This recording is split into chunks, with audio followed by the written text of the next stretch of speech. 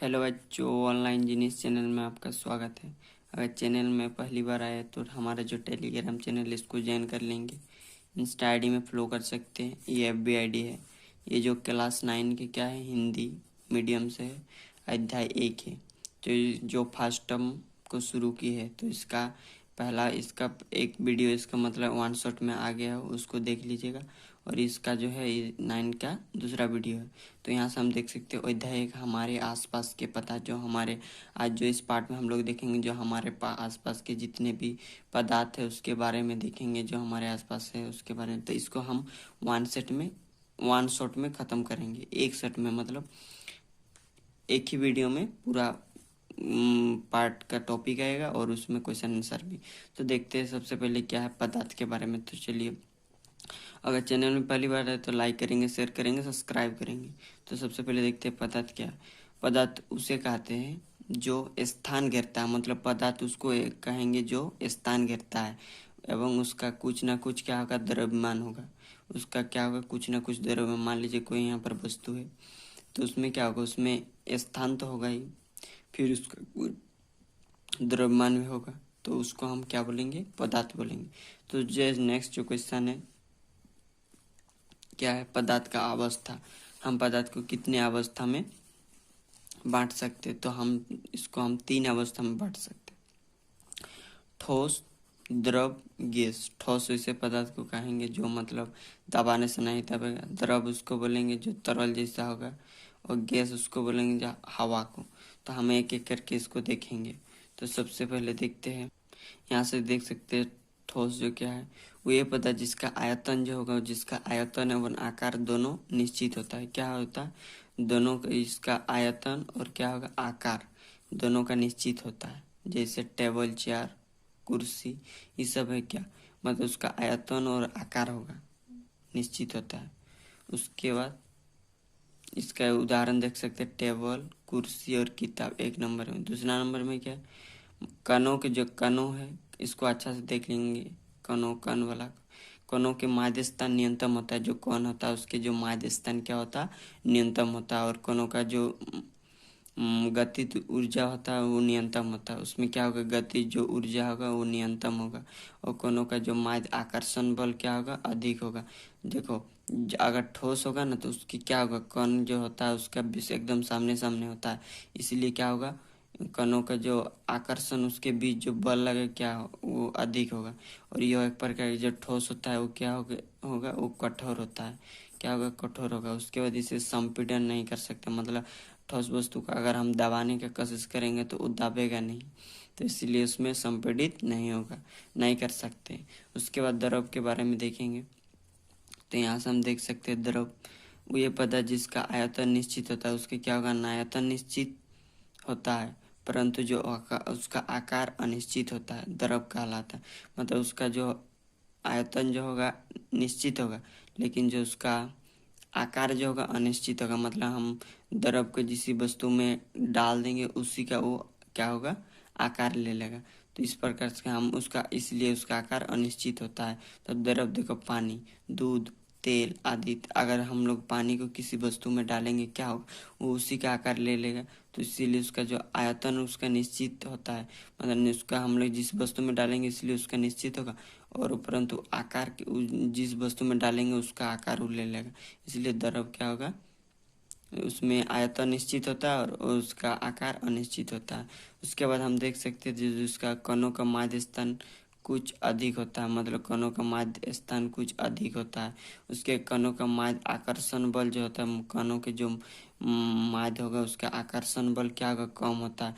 इसमें क्या होता है, कण थोड़ा दूर दूर में होता है द्रव अवस्था में, इसलिए क्या होगा, इसमें आकर्षण बल थोड़ा कम होगा। यहाँ से उसका 2 पॉइंट है, देख सकते हैं। कणों के बीच क्या गतिज ऊर्जा जो होगा, कणों के जो बीच होगा उसका गतिज ऊर्जा थोड़ा अधिक होगा। उसके बाद कठोर, यह क्या एक प्रकार के क्या द्रव है इसलिए कठोर नहीं होता है, कठोर नहीं होगा, उसका दबाएंगे तो वो दबेगा।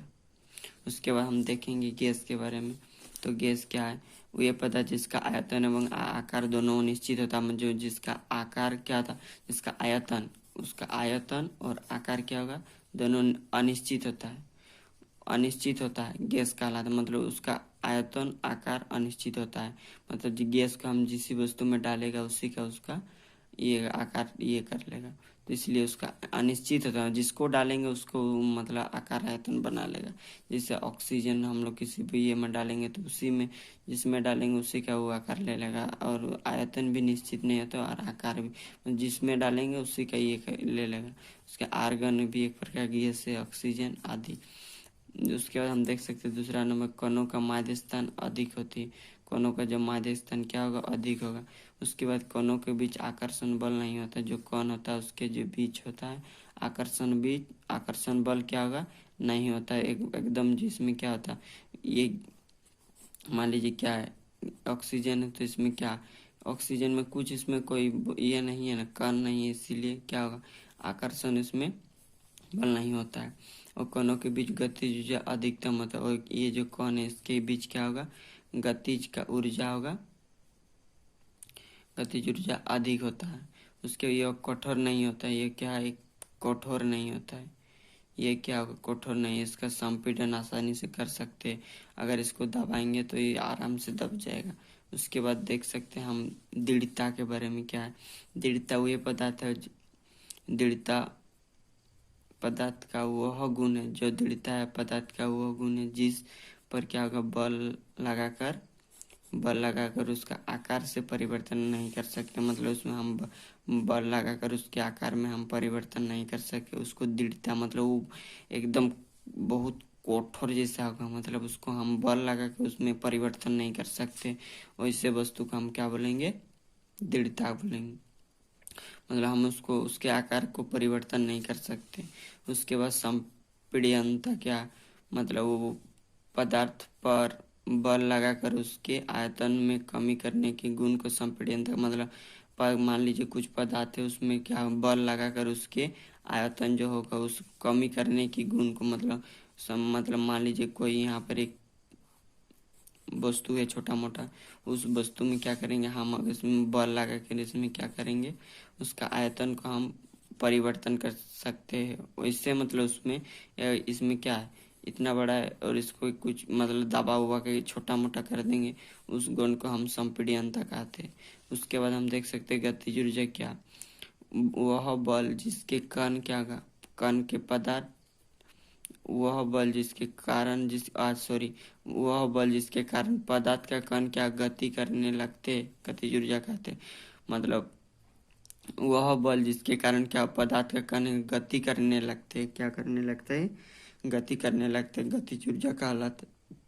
मान लीजिए कुछ बॉक्स है, इसके अंदर कुछ कण है, तो कण होने के कारण अगर इसमें क्या होगा, एक दूसरे को ये करेगा, आकर्षण करेगा, करते करते मतलब उसमें क्या होगा, ये घूमते रहे कण क्या आएगी इसमें, कण गति करने लगते, मतलब कण जो हमेशा गति करने लगते हैं, तो इसमें उसमें क्या होगा, जिसके कारण पदार्थ कण गति करने लगते उसको गतिज ऊर्जा कहते हैं। तो नेक्स्ट जो पॉइंट है देखते हैं क्या है। यहाँ छोटा मोटा एक पॉइंट है, निक्षेपण। जब पदार्थ गैस अवस्था से ठोस अवस्था में परिवर्तित हो जाता है, जो पदार्थ गैस अवस्था में ठोस अवस्था में, उसको हम निक्षेपण बोला जाता है। उसके बाद पदार्थ के गुण देखेंगे क्या है, पदार्थ का क्या क्या गुण है। तो हम यहाँ से देख सकते हैं पदार्थ के निम्नलिखित गुण होते हैं। पदार्थ अत्यंत छोटा, जो पदार्थ हो वो अत्यंत छोटा है। पदार्थ के कण अत्यंत छोटे होते हैं, जो पदार्थ है उसके कण जो होता है क्या होता है, अत्यंत छोटे होते हैं। पदार्थ छोटे छोटे कोनों से मिलकर बने, तो जो पदार्थ होता है वो एकदम छोटे छोटे कोनों से मिलकर बने होते हैं। उसके पदार्थ को निरंतर गतिशील, तो पदार्थ का निरंतर गतिशील होते रहते हैं। उसके बाद पदार्थ के कोनों के बीच की रिक्त स्थान पर जो पदार्थ होते हैं उसके क्या बीच में क्या होता है, रिक्त स्थान पाए जाते हैं, इस प्रकार से। उसके बाद हम देखेंगे संलयन। मतलब जब पदार्थ के कण ठोस अवस्था से हम द्रव अवस्था में परिवर्तित होते हैं, संलयन कहलाता है। जैसे बर्फ, मतलब जैसे पदार्थ के कण अगर ठोस अवस्था में है तो उसको हम द्रव अवस्था में परिवर्तित, जैसे बर्फ से हम क्या करते पानी में उसको परिवर्तन कर सकते हैं, वो थोड़ा सा गर्म करेंगे तो क्या हो पानी में बदल जाएगा। तो इस प्रकार हम ठोस अवस्था, बर्फ क्या होता है ठोस होता है, उसको द्रव अवस्था में लाएंगे तो क्या संलयन, उसको संलयन कहता है। उसके बाद हम देख सकते हैं बर्फ, उसका एग्जाम्पल तुम लोग लिख सकते हो। उसके बाद हम संलयन गुप्त उष्मा क्या है, तो जब वायुमंडल की जो दाब होता है, वायुमंडलीय दाब 1 kg हो, मान लीजिए 1 kg हो, तो पदार्थ के कणों को, जो पदार्थ का कण हो, तो उसको ठोस अवस्था में ले जाने के लिए, जिस पदार्थ का जो कण है उसको ठोस अवस्था में ले जाने के लिए जितनी उसमें ऊष्मा की आवश्यकता होती है, उसमें जितनी ऊष्मा की आवश्यकता होती है वह स्थान संलग्न गुप्त ऊष्मा कहलाता है। उसमें जितना ऊष्मा क्या होता है, ऊष्मीय ऊर्जा की आवश्यकता होती है, वह क्या है, स्थान संलग्न गुप्त ऊष्मा कहलाता है। उसके बाद हम देखेंगे संघनन क्या है। जब पदार्थ के कण गैसीय अवस्था से द्रव अवस्था में परिवर्तित होती है, क्या होता है, जो पदार्थ का कण गैसीय अवस्था से द्रव अवस्था में परिवर्तित होता है तो वो संघनन कहलाता है।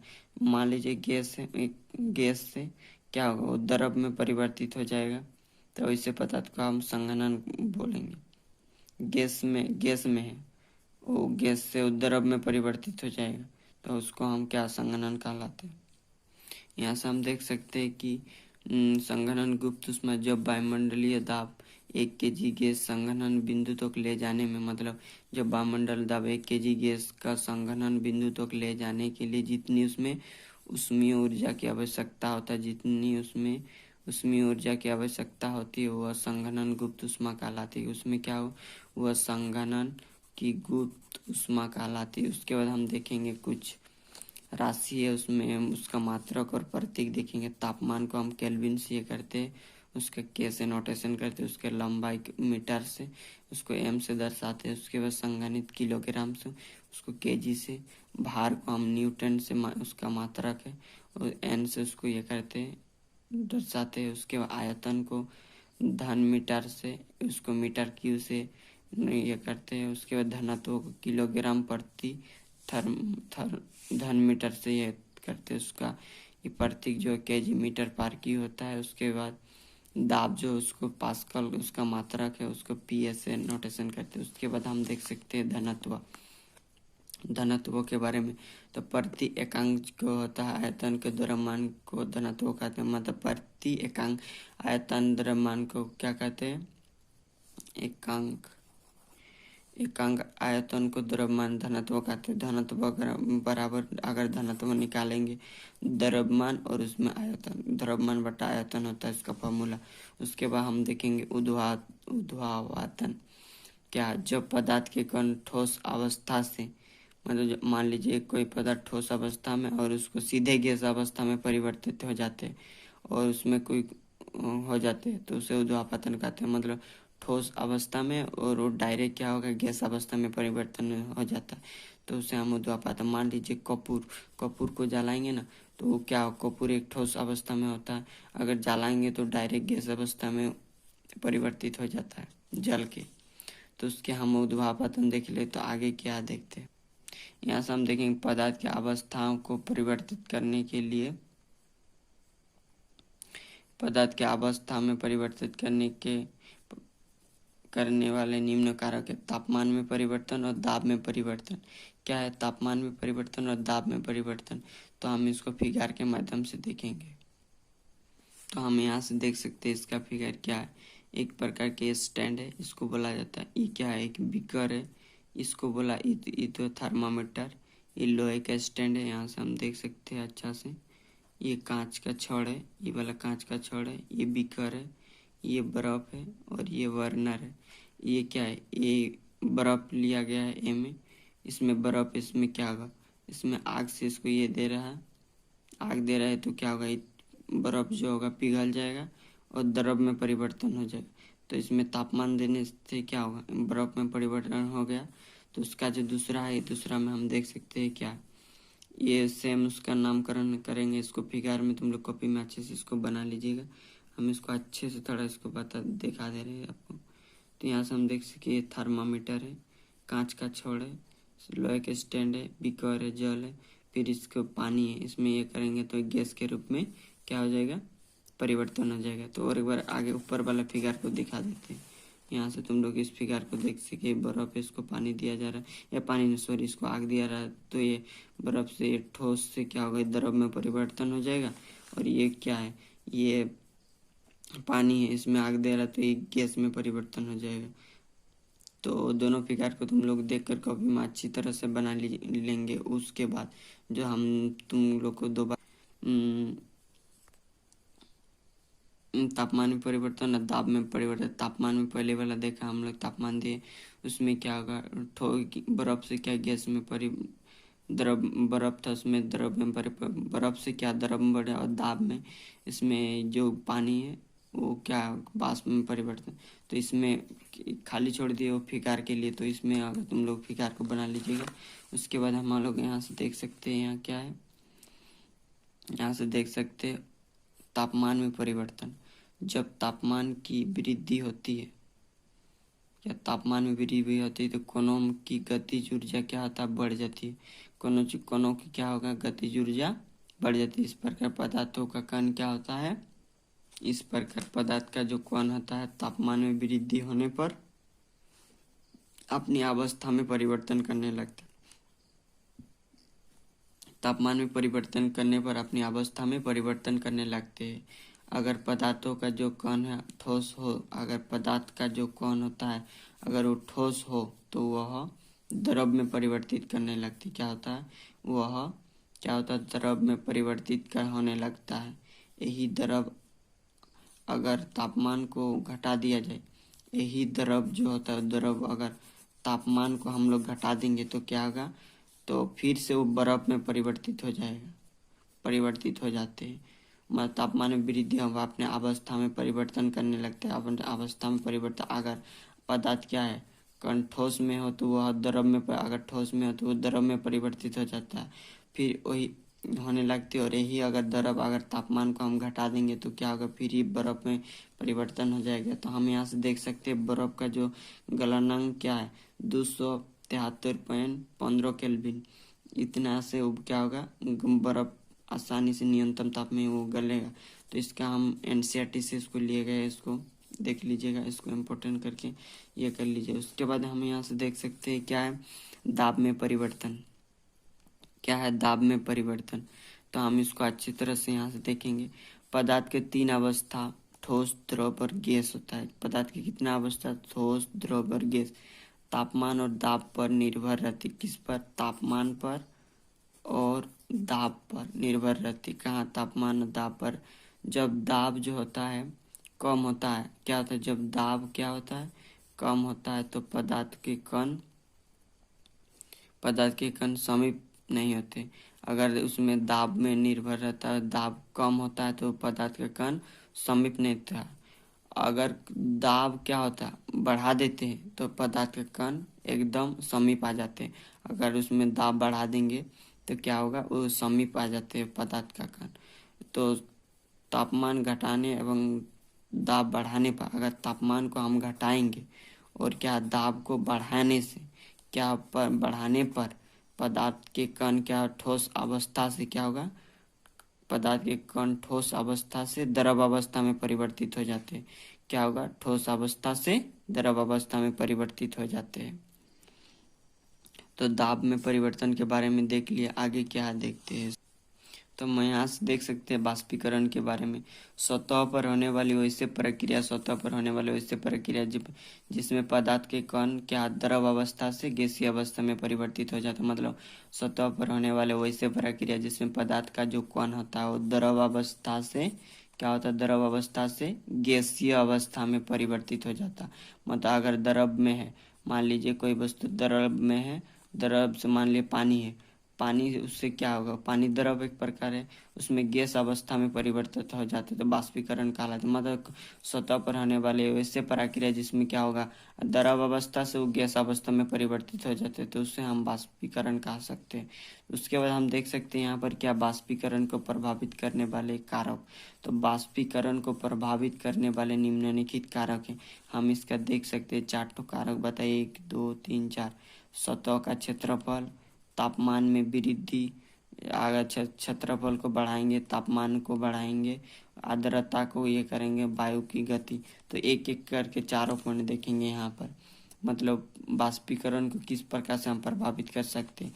तो हम यहाँ से देख सकते हैं क्या, सतह के क्षेत्रफल, सतह का क्षेत्रफल जितना अधिक होता है उतना ही अधिक बाष्पीकरण दर तीव्र होता है। मतलब क्या होता है, सतह का जो क्षेत्रफल जितना अधिक होता है सतह का क्षेत्रफल जितना अधिक होता है उतना ही बाष्पीकरण, उसका बाष्पीकरण क्या होगा, बाष्पीकरण दर तीव्र होती है। उसके बाद हम यहाँ से देख सकते हैं तापमान में वृद्धि क्या है। तापमान में वृद्धि, उसका जो दूसरा पॉइंट है तापमान में वृद्धि। तो तापमान बढ़ाने से क्या होगा, बाष्पीकरण दर बढ़ जाती है। तापमान बढ़ाने से बाष्पीकरण दर बढ़ जाती है क्योंकि पदार्थों के कणों का गतिज ऊर्जा, क्योंकि पदार्थ कणों के कणों की गतिज ऊर्जा बढ़ जाती है। क्या होता है, क्योंकि पदार्थ की कणों की गतिज ऊर्जा बढ़ जाती है। क्या हो जाता है, गतिज ऊर्जा बढ़ जाती है। एवं तापमान घटने पर क्या होता है, तापमान घटने पर बाष्पीकरण दर घट जाती है। तो इसके और बाद देखते हैं क्या, तापमान बढ़ने से जो होता है बाष्पीकरण दर बढ़ जाती है। अगर तापमान को बढ़ाएंगे तो उसमें क्या होगा, बाष्पीकरण दर बढ़ेगा। और क्योंकि पदार्थों के कणों की गतिज ऊर्जा बढ़ जाती है, उसमें क्या होगा, पदार्थों के कणों के जो बीच जो गतिज ऊर्जा लगती है उसमें क्या होगा, बढ़ जाती है। एवं तापमान क्या होगा, घटने पर बाष्पीकरण दर अगर तापमान घटा देंगे तो क्या होगा, बाष्पीकरण दर घट जाती है। इस प्रकार से हम देख रहे तापमान में वृद्धि होने पर किस प्रकार से इंक्रीज और डिक्रीज हो रहा है। तो नेक्स्ट जो पॉइंट है उसको देखेंगे आगे। यहाँ से हम देख सकते हैं आर्द्रता के बारे में। हवा में यदि आर्द्रता हो, अगर हवा में क्या होगा, आर्द्रता हो तो बाष्पीकरण दर क्या होता है, बढ़ जाता है। अगर हवा में क्या होगा, बाष्पीकरण दर बढ़ जाती है तो क्या होगा, आर्द्रता हो तो उसमें बाष्पीकरण दर क्या होगा, बढ़ जाती है। उसके बाद हम यहाँ से देख सकते हैं बाष्पीकरण के कारण शीतलता। शीतलता किसको बोलेंगे, मान लीजिए तो आप लोग परफ्यूम तो सबको यूज़ करता है, तो परफ्यूम थोड़ा हाथ में ले लीजिए, उसमें क्या होगा, एक ठंडक जैसा मतलब लगता है। तो उसी को हम लोग मतलब हम इसका एग्जैक्ट वर्ड नहीं बता पा रहे, इसीलिए मतलब उसे आपको एग्जाम्पल के सहायता से हम उसको बताने का कोशिश कर रहे हैं। तो उसको हाथ में ले लीजिए ना, थोड़ा ठंडा जैसा लगता है, तो उसी को हम लोग शीतलता जब बोलेंगे। तो बाष्पीकरण प्रक्रिया के कारण क्या होता है, बाष्पीकरण प्रक्रिया के कारण गुप्त हुई ऊर्जा को पुनः प्राप्त करने के लिए क्या होता है, कारण गुप्त हुई ऊर्जा को पुनः प्राप्त करने के लिए क्या होता है, पुनः प्राप्त करने के लिए तरल कण जो तो होता है, प्राप्त करने के लिए तरल कण क्या अपनी अपनी आसपास की क्या होता है, वातावरण से ऊर्जा अवशोषित कर लेती है। क्या होता है, तरल कण अपने आसपास के वातावरण से ऊर्जा अवशोषित कर लेते हैं। क्या होते हैं, ऊर्जा जो होती है अवशोषित कर लेती है। और अवशोषण के कारण वातावरण शीतल हो जाता है। और जो अवशोषण के कारण क्या हो जाता है, वातावरण क्या होता है, शीतल हो जाता है। मतलब और एक बार इसको देखते हैं, बाष्पीकरण प्रक्रिया के कारण क्या गुप्त ऊर्जा क्या पुनः प्राप्त करने के लिए, पुनः उसको प्राप्त करने के लिए तरल कण क्या होता है, अपने आसपास के वातावरण से, जो उसका अपने आस एरिया होता है उस एरिया से वातावरण ऊर्जा को अवशोषित करते क्या होता है, अवशोषित कर लेते हैं। और इस अवशोषण उस माध्यम से क्या होगा, वातावरण क्या हो जाता है, शीतल हो जाता है। तो उस प्रकार से देख सके। उसके बाद हम यहाँ से देखेंगे ठोस जो होता है, ठोस CO2 शुष्क वर्ग क्यों कहा जाता है, जो CO2 है उसको शुष्क वर्ग क्यों कहा जाता है। तो वायुमंडलीय दाब हो तो ठोस जो होता है CO2 द्रव में परिवर्तित हुए बिना क्या होता है, द्रव में परिवर्तित हुए बिना सीधे गैस में परिवर्तित हो जाते। क्या होता है, द्रव में क्या होता है, द्रव में परिवर्तित हुए बिना डायरेक्ट क्या हो जाता है, गैस में परिवर्तित हो जाता है। तो इस कारण से उसे हम ठोस गैस बोलते हैं। क्या बोलते हैं, गैस। तो यहाँ से मतलब वन शॉट में जो टॉपिक था वो करा दिए। उसके बाद जो यहाँ अभ्यास है उसको देखेंगे। तो अगर चैनल में पहली बार आए हैं तो लाइक करेंगे, शेयर करेंगे, सब्सक्राइब करेंगे, क्योंकि आपके लिए हम बहुत मेहनत कर रहे हैं। अगर आप चैनल में मतलब मेरा चैनल को ज्वाइन किया तो यहाँ आपको 100% सोल्यूशन मिलेगा, मतलब सब मिलेगा एकदम।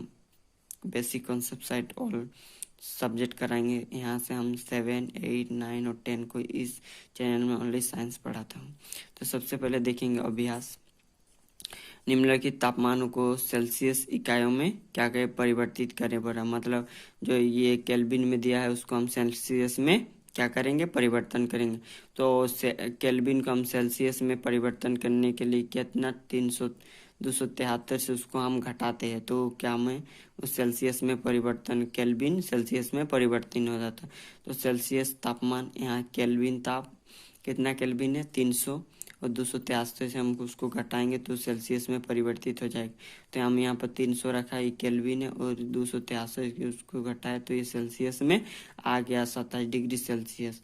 तो इसका एक नंबर जो हो गया उस शुरू ये मतलब हो गया एक ए नंबर का आंसर 27 डिग्री सेल्सियस है। उसके बाद हम देख सकते यहाँ से बी नंबर क्या है 573 केल्विन, ये केल्विन है। तो सेल्सियस ताप पर उसको ये करेंगे, परिवर्तन करेंगे तो केल्विन एक तरफ, केल्विन ताप एक तरफ रखा और उसको 273 से घटाएंगे तो 573 से 273 घटाएंगे तो क्या होगा 300 डिग्री सेल्सियस। उसके बाद इसका 2 नंबर का आंसर 300 डिग्री सेल्सियस हो जाएगा। उसके बाद निम्नलिखित तापमान को केल्विन इकाई में परिवर्तित करें।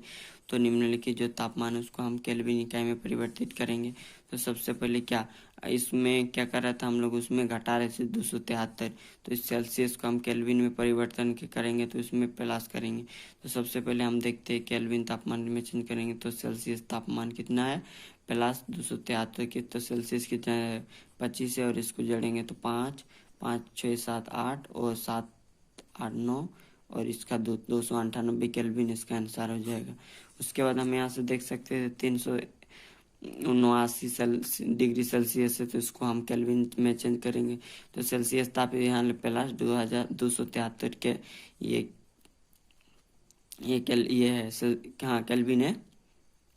तो यहाँ पर सेल्सियस प्लस इसको 273 इसको जोड़ करेंगे तो 646 646 केल्विन में ये परिवर्तन, ये क्या है केल्विन है, और ये 300 इतना, इसको दोनों को जोड़ेंगे कितना 646 आ जाएगा। इसका आंसर बी का आंसर इतना है।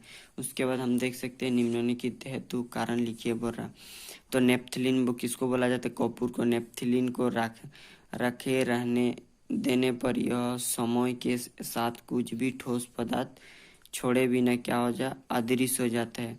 जो नेप्थलीन होता है, नेप्थलीन, क्योंकि यह नेप्थलीन एक ऊर्ध्वापातन पदार्थ कितना है, ये एक प्रकार का ऊर्ध्वापातन पदार्थ है इसका, जिसका समय के साथ आसानी से ऊर्ध्वापतन हो जाता है। उस समय के साथ आसानी से अपने आप वो गैस अवस्था से, अगर ठोस अवस्था में वो रहता है ठोस से ठोस से डायरेक्ट गैस अवस्था में उड़ जाता है। उसके बाद हम देख सकते हैं जो वो 3 का ए नंबर था और यहाँ पर देख सकते हैं 3 का बी नंबर। हमें इत्र मतलब जो परफ्यूम होता है, इत्र का गंध बहुत दूर बैठे हुए भी पहुंच जाते। जो हमें इत्र का होता है, परफ्यूम का जो सुगंध होता है, सुगंध वो क्या होता है हमें दूर से तक पहुंच जाता है। तो हम यहाँ से देख सकते हैं क्योंकि इत्र जो होता है, इत्र में बाष्पीकरण दर बहुत अधिक होता है। उसमें क्या होता है बाष्पीकरण का जो दर होता है बहुत अधिक होती है और यह आसानी से वायु में विसरित हो जाती है। आसानी से विसरित मतलब फैलता है, हो जाती है। अतः क्या इसकी गंध बहुत दूर बैठे रहने पर भी हमारे पास पहुंच जाती है। इसलिए हम लोग अगर दूर में बैठे रहेंगे तो इसलिए हमारे पास तक वो क्या हो जाता है पहुंच जाते हैं। उसके बाद हम यहाँ से देख सकते हैं क्या है, निम्नलिखित पदार्थों को उनके कोनों के बीच बढ़ते हुए आकर्षण के अनुसार व्यवस्थित करे बोल रहा है। तो बढ़ते उसके कणों के बीच के बढ़ते आकर्षण मतलब कोनों के बीच, तो जल बी में है चीनी और सी में ऑक्सीजन। तो कोनों के बीच बढ़ते आकर्षण के अनुसार व्यवस्था क्या है, सबसे पहले ऑक्सीजन आएगा, उसके बाद जल आएगा, उसके बाद चीनी आएगा। उसके बाद हम यहाँ से देख सकते हैं निम्नलिखित तापमान पर जल को भौतिक अवस्था क्या है, 25 degree Celsius, 0 degree Celsius, 100 degree Celsius. तो 25 डिग्री सेल्सियस क्या है, ये द्रव्य होगा, 0 डिग्री ये ठोस और ये 100 डिग्री ये गैस। उसके बाद हम देखेंगे 6 नंबर पुष्टि हेतु कारण दे। तो जल जो होता है, जल क्या होता है कमरे के ताप पर द्रव है। जो जल है वो क्या है कमरे के ताप पर द्रव है बोल रहा है। तो इसके बारे में ए नंबर का आंसर आगे देखते हैं। तो हम यहाँ से देख सकते हैं क्योंकि इसमें बहने का गुण होता है, जो जल होता है उसमें क्या होता है बहने का गुण होता है। और यह जिस बर्तन में डाला जाए मतलब जिस बर्तन में हम उसको डालेंगे उसी का वो आकार ग्रहण कर लेता है। उसी का वो आकार ग्रहण कर लेता है, इसलिए कमरे के ताप पर द्रव अवस्था में पाए जाते हैं। उसके बाद हम यहाँ से देख सकते हैं बी नंबर उसका जो है क्या है, लोहे की जो अलमारी होता है वो कमरे के ताप पर ठोस होता है। जो लोहे का अलमारी होता है वो कमरे के ताप पर क्या होता है, ठोस है। तो लोहे की अलमारी कमरे के ताप पर ठोस है। क्या है, ठोस है, क्योंकि इसमें दृढ़ता जो होता है गुण, दृढ़ता का गुण है। उसमें क्या है, दृढ़ता का गुण है, दृढ़ता का गुण है तथा आकार निश्चित होता है, क्योंकि उसका जो आकार होता है क्या होता है, अनिश्चित होता है, निश्चित नहीं अनिश्चित होता है।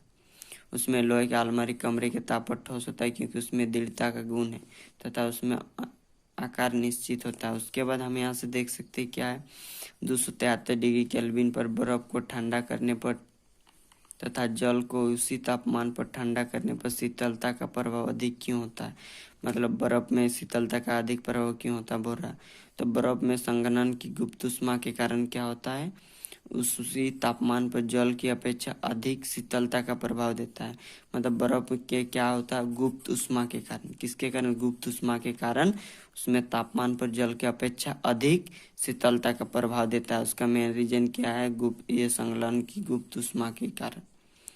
संलयन, इसको यहाँ तक अच्छा से इसको ये करेंगे, गुप्त संलयन, संलयन की गुप्त ऊष्मा के कारण उससे तापमान पर जल की अपेक्षा अधिक शीतलता का प्रभाव देता है। उसके बाद हम यहाँ से देखेंगे उबलते हुए जल अथवा माप में से, उबलते हुए जल अथवा, सॉरी इसको अच्छा से पढ़ लेंगे, क्या क्या पढ़ दिए। क्या है, उबलते हुए जल अथवा भाप, ये भाप है, भाप में से जलने की तीव्रता किसमें अधिक महसूस होते हैं। तो भाप जो होता है उसमें वाष्प की गुप्त ऊष्मा के कारण क्या होता है, वाष्प की गुप्त ऊष्मा के कारण उबलते जल की अपेक्षा, जो उबलते पानी की अपेक्षा जलने की तीव्रता अधिक महसूस होता है। मतलब उसमें किसमें ज़्यादा होता है, भाप, जो गुप्त ऊष्मा के कारण जो भाप होता है उसमें जलने की तीव्रता अधिक महसूस होता है, ये जल उबलते जल की अपेक्षा। तो इसको अच्छे से लिख लेंगे। 9 नंबर क्वेश्चन में क्या है उसको हम थोड़ा किताब से आपको दिखा देते हैं, उतना इम्पोर्टेंट नहीं इसीलिए इसको नोट नहीं किए। 9 नंबर तुम लोग यहाँ से देख सकते हैं क्या है, निम्नलिखित चित्रों के ABCD तथा ईप अवस्था में निम्नलिखित है। इसको ये कर लीजिएगा, बना लीजिएगा। अगर चैनल में पहली बार आए हैं तो लाइक करेंगे, शेयर करेंगे और सब्सक्राइब करेंगे, क्योंकि आपके लिए बहुत मेहनत करते हैं। तो अगर बस इतना ही, अगर इससे पहले वाला वीडियो नहीं देखे तो उसको देख लीजिएगा। और इसमें फर्स्ट टर्म का जो जितने भी पार्ट आएगा, मतलब जितने भी पार्ट है उसको बहुत ही जल्द हम इसमें पूरा कर देंगे। इसमें 7, 8, 9 और 10 का ओनली फॉर साइंस विषय इसको फुल कंप्लीट कराएंगे। तो धन्यवाद, इतना ही।